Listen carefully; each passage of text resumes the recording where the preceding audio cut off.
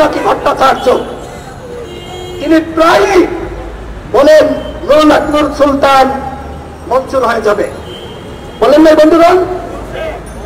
আমি পিনাকি ভট্টাচার্যের প্রতি সম্মান রেখে শ্রদ্ধা রেখে বলতে চাই, নুরুল হক নূরকে এমপি বানানোর অফার দেওয়া হয়েছিল, নুরুল হক নূর সেই অফার লাথি মেরে ছিটকে ফেলেছে। নুরুল হক নূরের বিরুদ্ধে গ্রেপ্তারি পরোয়ানা জারি হয়েছে, আমার বিরুদ্ধে গ্রেপ্তারি পরোয়ানা জারি হয়েছে। আমরা নির্বাচনে চাইনি এই কারণে।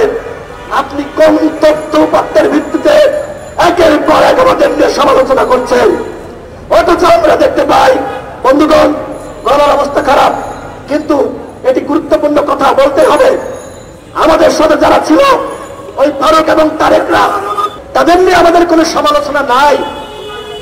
পিনাকি ভট্টাচার্য যখন আমাদের ভিতরে এক ধরনের ভুল বুঝাবুঝি হচ্ছে, তিনি বলেছিলেন এদের মধ্যে আরো অনেক নেতা রয়েছে যারা চাইলে এই দলের নেতৃত্ব নিতে পারে। তিনি এর মধ্যে উস্কানি দিয়েছিলেন, উস্কানি। পিনাকি ভট্টাচার্য এইভাবে একটি উদীয়মান দলকে তিনি ভেঙেছেন এবং তিনি ওই ফ্রান্সে বসে প্রতিদিন নুরুল হক নূরের সমালোচনা করছেন। আমি পিনাকি ভট্টাচার্যকে বলতে চাই, তার সাথে আমারও ব্যক্তিগতভাবে যখন তিনি দেশে ছিলেন অনেক ভালো সম্পর্ক ছিল, এখনো সম্পর্ক খারাপ হয়েছে এটি আমি বলবো না, কিন্তু তিনি সারাক্ষণ ওই তারেক এবং ফারুকদের ভিডিও তার ইউটিউব চ্যানেলে দেন আর আমাদের বিরুদ্ধে সমালোচনা করেন। কেন কেন কি উদ্দেশ্যে আমি সেটি আপনার কাছে জানতে চাই। কি প্রমাণ রয়েছে আপনার কাছে যে আমরা সরকারের কাছে বিক্রি হয়ে গিয়েছি? এই উদীয়মান শক্তিকে ভাঙার যে ষড়যন্ত্র আপনি হাতে নিয়েছেন, সেই ষড়যন্ত্র থেকে আপনাকে দূরে সরে আসতে হবে। আপনি যে আহ্বান রাখতে পারতেন একজন সিনিয়র মানুষ হিসেবে, আপনার রাজনৈতিক নলেজ রয়েছে, এদেশের মানুষ আপনার ভিডিও শুনে, আপনি বলতে পারতেন নুরুল হক নূর, ফারুক হাসান, রাশেদ খান, তারেক রহমান, তোমরা এক হয়ে যাও, একসাথে নেতৃত্ব দাও, দেশের জনগণের জন্য কাজ করো। এই বাংলাদেশে বসে সবার আগে ভারতীয় পণ্য বর্জনের আহ্বান জানিয়েছে নুরুল হক নূর। আর কোন নেতা জানিয়েছে? নুরুল হক নূরের রুমে এই নুরুল হক নূর আমাকে সহ আমাদের চারজনকে হত্যা চেষ্টা করেছিল। কেন? কারণ আমরা মোদী সরকারের বিরুদ্ধে কথা বলেছিলাম। আরে ভাই, বাংলাদেশে আমাদের আগে এই প্রজন্মের কারা আধিপত্য এবং আগ্রাসনের বিরুদ্ধে আন্দোলন শুরু করেছে? দেখেন তো, দেখাতে পারবেন? আমার গলা ভেঙে গিয়েছে, কথা বলতে কষ্ট হচ্ছে, কিন্তু আমি মর্মাহত। এরকম অ্যাক্টিভিস্ট যারা রয়েছে, সেখানে তারা বিচ্ছেদকে উস্কে না দিয়ে একতার কথা বলবেন, সেখানে তারা বিচ্ছেদকে সবসময় উস্কে দিচ্ছেন। তারা বিভক্তি চায়, তারা ঐক্য চায় না। আপনি যাই হন না কেন, যারা ঐক্যের বিরোধিতা করবে এরা দেশ এবং জনগণের শত্রু। হয়তো এখানে আজকে কথা বলছি, এরপরে পিনাকি ভট্টাচার্য আমাকে নিয়ে ভিডিও বানাবে। আমি চ্যালেঞ্জ করে বলছি, আমি একজন শ্রমিকের সন্তান, আমার বিরুদ্ধে যদি আপনি 1 টাকার দুর্নীতির প্রমাণ করতে পারেন, আমি এই প্রেস ক্লাবের সামনে দাঁড়িয়ে বলছি আমি রাজনীতি করব না।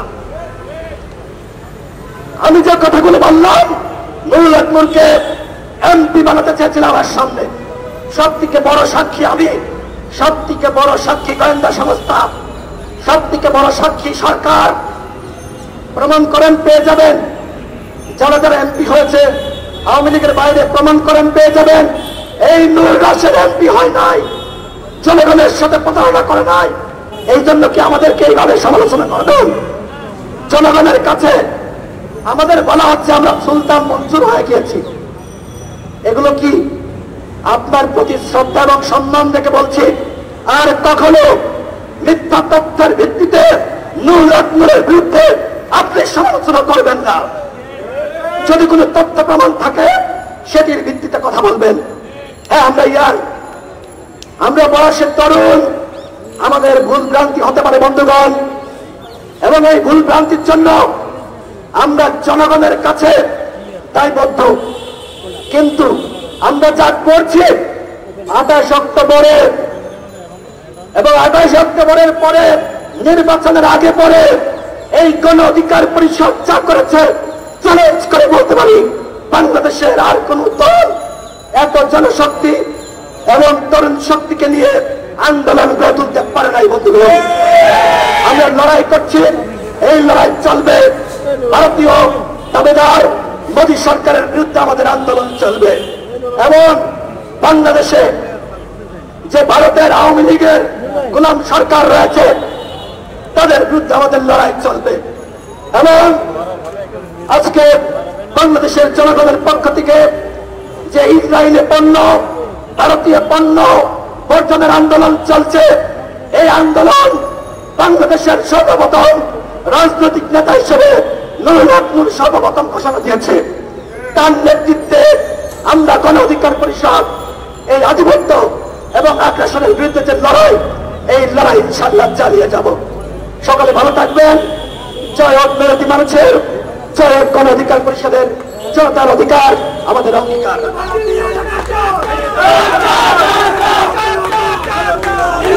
গণ অধিকার পরিষদ 1971 সালে এই হানাদার বাহিনীর বিরুদ্ধে সমগ্র জাতি ঐক্যবদ্ধ হয়েছিল। ঠিক তেমনি ভাবে আজকে ভারতকে অঙ্গরাজ্য বানানোর যে প্রক্রিয়া চলছে, এই ভারতের নাগপাশ থেকে মুক্ত হওয়ার জন্য আমাদেরকে প্রস্তুতি নিতে হবে। যদি আমরা এই লড়াইয়ের জন্য প্রস্তুত না হই, অচিরেই আমাদের লাশ পাওয়া যাবে ভারতে।